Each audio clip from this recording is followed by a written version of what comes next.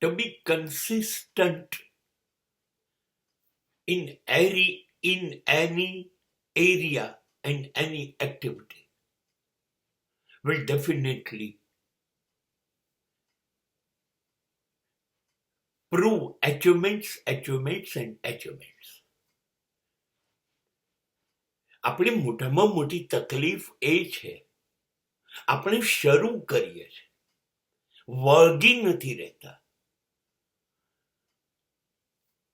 શરૂઆતમાં આપણે લોકો શુરા છીએ. We will start.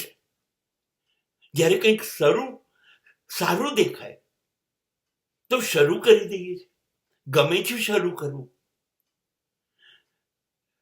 પણ સારું છે, અદ્ભુત છે તો ચાલુ રાખો ને, એનું એ જ કરવાનું. નથી રાખતા. Constantly we are not doing that.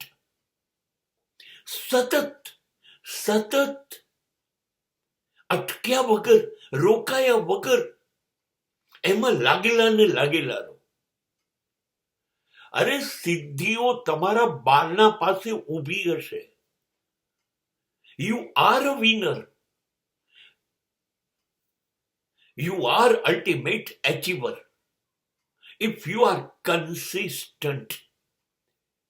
તમે સતત કામ કરી શકો છો, સતત રોકાયા વગર, એક ધારું. શક્ય જ નથી આ દુનિયામાં સફળતા તમારા માટે લખાઈ ના હોય. હા, સમય લેશે, કદાચ વાર લાગશે, પણ સાબિત વિજેતા તો તમે જ થશો. જાપાનમાં કોનો CONO નામનો એક ટેબલ ટેનિસ પ્લેયર હતો. એ વર્લ્ડ ચેમ્પિયનશિપ ની સેમીફાઇનલમાં હારી ગયો. છેલ્લા 4 આવીને હારી ગયો. એ પછી એ 12 વર્ષ સુધી સતત એના દેશ તરફથી વિશ્વ ચેમ્પિયનશિપમાં રમવા ગયો.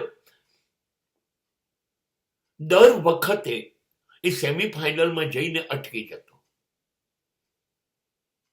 અને 13મી વખતે એ વિશ્વ વિજેતા બન્યો.